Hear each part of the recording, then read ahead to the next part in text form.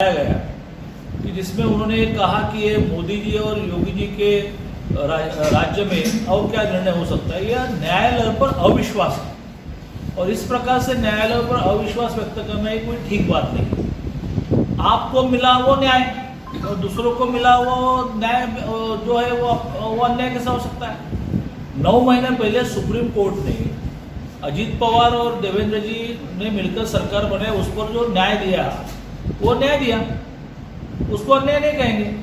तो अपने पक्ष में जो है वो न्याय और अपने पक्ष में जो नहीं जाएगा वो अन्याय है, ये कोई ठीक नहीं। आज दादा एक सवाल ये है कि आज कृषि विधेयक को लेकर के जिस तरीके से कौन से विधेयक को लेकर कृषि विधेयक को लेकर जिस तरीके से तीनों पार्टियों में मतभेद है, उसके बावजूद भी अगस्त में जो सरकार ने एक रेगुलेशन लाया था उसको आज स्टे दे दिया है, प्रतिबद्धता को निकाल दिया और कहा है कि फिलहाल इस तरीके की कोई भी चीज महाराष्ट्र में लागू।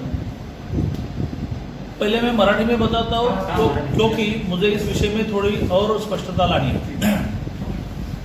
असं आहे की हा जो कायदा लोकसभा राज्यसभेमध्ये पारित झाला आणि राष्ट्रपतींनी पण सही केली आणि कायद्याची अंमलबजावणी सुरू झाली। हा कायदा 2016 साली महाराष्ट्रामध्ये बीजेपीचं सरकार असताना महाराष्ट्रामध्ये आम्ही आणला, त्याची अंमलबजावणी सुरू झाली आणि म्हणून तर मोठ्या प्रमाणावर मार्केटमध्ये ज्याला विकायचं नाही असा भाजी आणि फळांचा विक्रेता हा ठिकठिकाणी आठवडे बाजाराच्या माध्यमातून विकायला लागला, सोसायटीमध्ये विकायला लागला, त्यातून चांगले पैसे कमवायला लागला। आणि महाराष्ट्रामध्ये केंद्राने केलेला कायदा ऑलरेडी आहेच 3-4 वर्ष आणि त्या शेतकरी खूप सुखी आहे, समृद्ध आहे। आता जो कायदा झालेला आहे तो संपूर्ण देशभरात झालेला। आता ह्यांचं अज्ञान इतकं आहे, मला काही कळत नाही। प्रवीणजी यांना कोणतरी एक चांगला गाईड द्या, मार्गदर्शक द्या, कारण सगळ्याच विषयामध्ये मराठा आंदोलनाच्या विषयी त्यांनी असं म्हटलं की आम्ही अध्यादेश काढू, मग त्यांना लक्षात आलं की अध्यादेश काढता येत नाही। मग डेवन मी म्हणत होतो की अध्यादेश काढता येत नाही, तुम्हाला सुप्रीम कोर्टातले केस काढून घ्यावे लागेल, काढून घेतले तर तुम्हाला हायकोर्टामध्ये तो कायदा टिकवल्यामुळे जे भांडवल मिळालं ते भांडवल घालून बसाल, मग यांच्या लक्षात आलं की ऑर्डिनन्स काढता येते।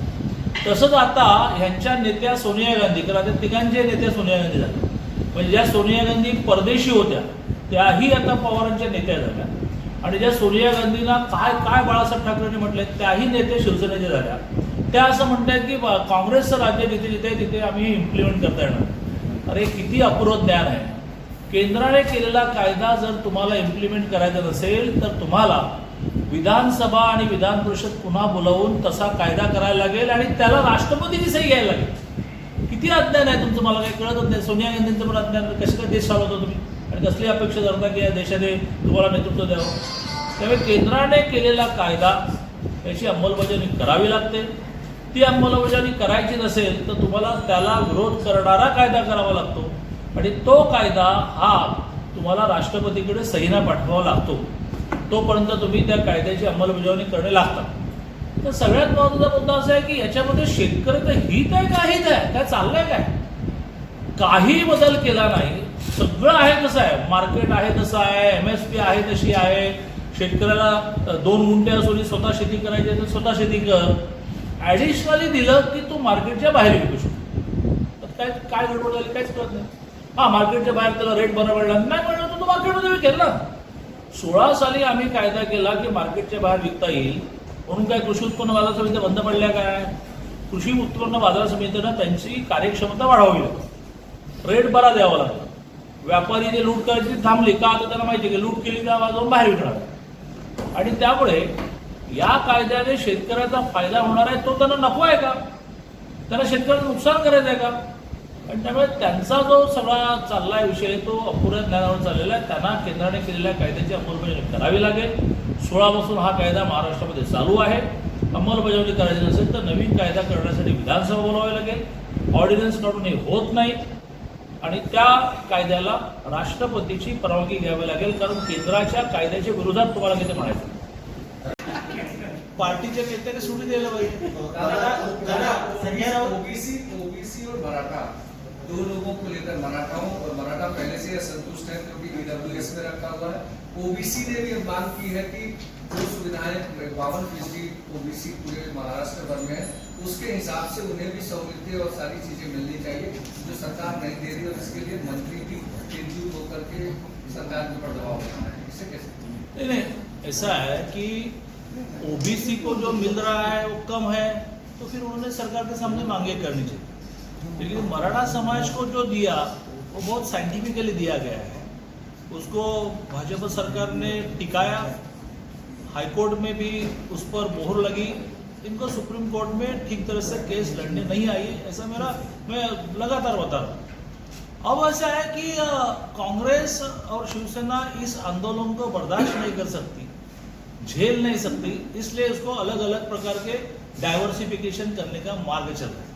उसमें से अभी पवार साहब क्या बोलते हैं कि ये जो 2 महाराज है, अच्छा हुआ कि ये मान्य करते हैं कि ये 2 महाराज को बीजेपी ने खासदार किया, हम नहीं कर पाए, वो मान्य करते हैं। संभाजीराजे को टिकट दी, उनको गिराया, फिर भारतीय जनता पार्टी ने किया, तो अब वो कहते हैं कि 2 महाराज जाकर केंद्र में प्रयत्न करें। जैसे मैंने पहले बताया ना कि ये कृषि विधेयक के बारे में इनका अज्ञान ऐसा है कि वो इम्प्लीमेंट नहीं करेंगे, तो इम्प्लीमेंट कैसे नहीं करेंगे, तो इम्प्लीमेंट करना पड़ता है। वैसे इस विषय में भी अज्ञान पवार जी का, कि पवार जी यह विषय राज्य का विषय है और राज्य ने इसका निर्णय लेना चाहिए। 2018 में एक संशोधन आया, उस संशोधन में यह कहा गया कि इसके बाद राज्य ने मागास आयोग से कास्ट को बैकवर्ड कह के राष्ट्रपति के पास भेजना चाहिए। लेकिन उसी में आखिरी में एक वाक्य लिखा, लेकिन इस विषय में राज्य के सारे अधिकार अबाधित है, तो it's a total subject of state. तो गुजरात में आंदोलन चला, राजस्थान में चला, हरियाणा में चला, तो सारे विषय में केंद्र ने ध्यान दिया गया। और यदि केंद्र ने ध्यान देकर होने वाला था तो 10 साल तो केंद्र में भी आपका राज्य था और महाराष्ट्र में तो 15 साल था, तब क्यों नहीं किया? आपको करना ही नहीं है। और अभी आप मराठा समाज को गुमराह कर रहे हैं कि आप केंद्र के पास आग्रह करो। अरे काय का केंद्र के पास आग्रह करो? महाराष्ट्र में सरकार जब बीजेपी की थी तब महाराष्ट्र में रिजर्वेशन दिया गया, आपने उसको सुप्रीम कोर्ट में ठीक तरह से लड़ाई करके उसको मेंटेन करना चाहिए। राजवटीचा असा निकाल लागेल हे अपेक्षित होतं। पवार साहेबांचं कसं आहे की प्रत्येक विषयावर काहीतरी अशी टिप्पणी केल्याशिवाय त्यांना त्यांची जी वोट बँक आहे ती मेंटेन करता येत नाही, त्यामुळे त्यांना ती टिप्पणी करावीच लागेल।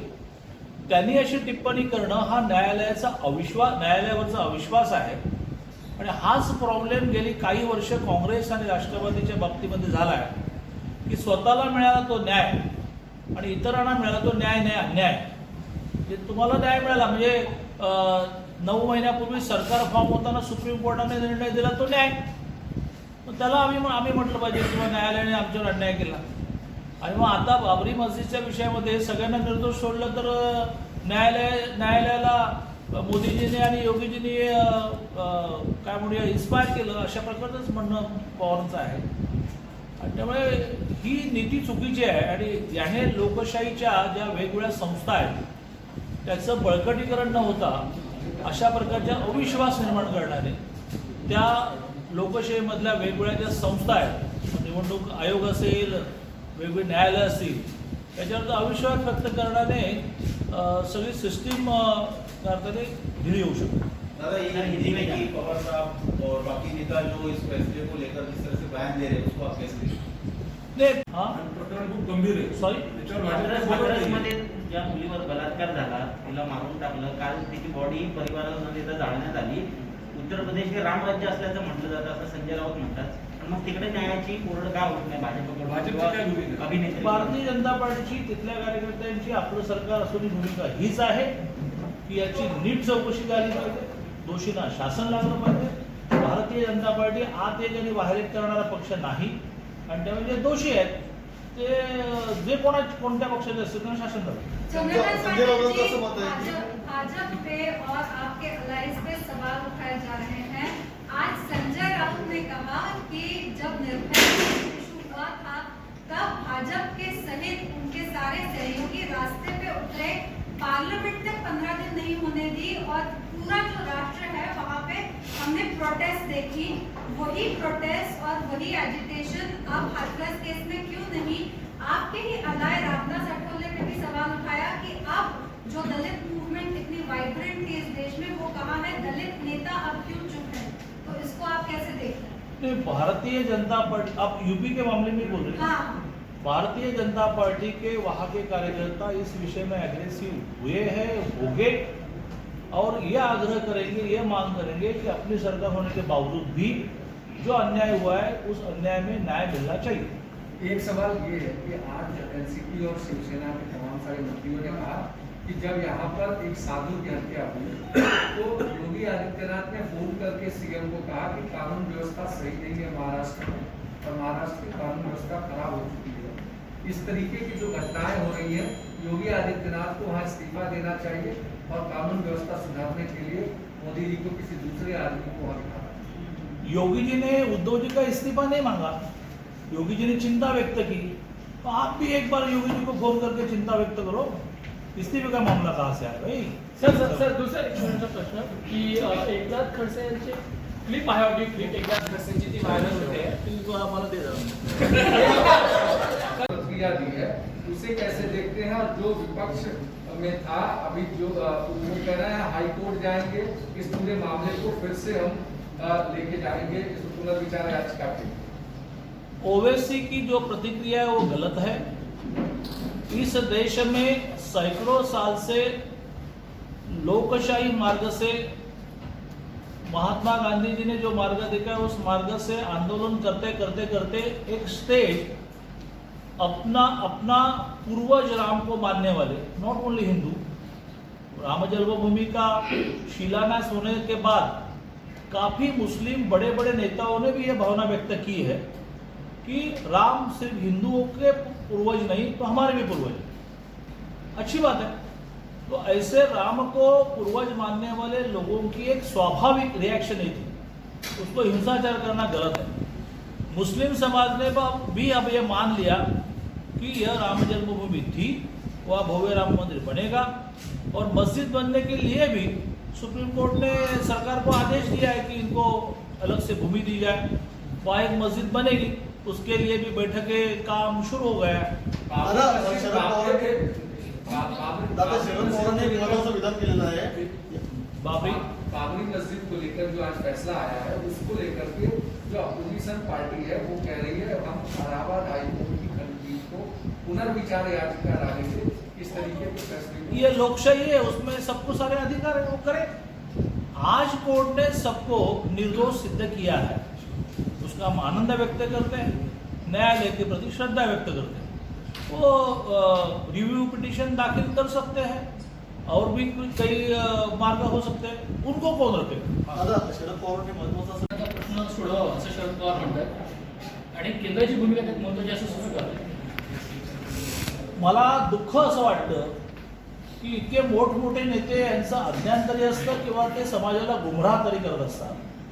अज्ञान असतं असं म्हणणं चुकीचं आहे, कारण पवारसाहेब खूपच मोठे आहेत, परंतु अंगावर आलेलं इकडे प्रवीणकडे कसं सरकवायचं, इकडे आमच्या कालिदासकडे कसं सरकवायचं हे पवारांना नीट कळतं, आणि त्यामुळे ते जे शक्य नाही आहे, हा विषय केंद्राचा नाही आहे, हा विषय राज्याचा आहे। इव्हन घटनेमध्ये जो बदल झाला की त्या बदलामध्ये यापुढे एखाद्या राज्यामध्ये एखाद्या समाजाला रिझर्वेशन द्यायचं असेल तर मागास आयोगाने त्या समाजाला मागास करून राष्ट्रपतीकडे पाठवा असं म्हटल्यानंतरही त्या घटनेतल्या दुरुस्तीमध्ये शेवटचं वाक्य आहे की पण त्या राज्याचे अधिकार अबाधित आहेत, म्हणून आपला कायदा ती घटनेतली दुरुस्ती झाल्यानंतरही मुंबई हायकोर्टात टिकला। मुंबई हायकोर्टामध्ये आर्ग्युमेंट झालं की जर ही घटनेतली दुरुस्ती झाली आहे तर महाराष्ट्राला अधिकार काय मराठा समाजाला आरक्षण द्यायचं, तर आपलं म्हणणं मान्य केलं गेलं, आणि त्यामुळे हा विषय राज्याचा आहे। पवारसाहेबांनी मराठा समाजाची दिशाभूल करू नये, सुप्रीम कोर्टामध्ये सगळ्यांनी म्हणून नीट केस लढवली पाहिजे, स्टे उठवला पाहिजे, आणि त्यामुळे आपल्या अंगावर आंदोलन आलं ते आता आपल्याला झेलता येत नाही, तर रोज काहीतरी नवीन नवीन मार्ग काढणं आणि मराठा समाजाची दिशाभूल करणे बरोबर।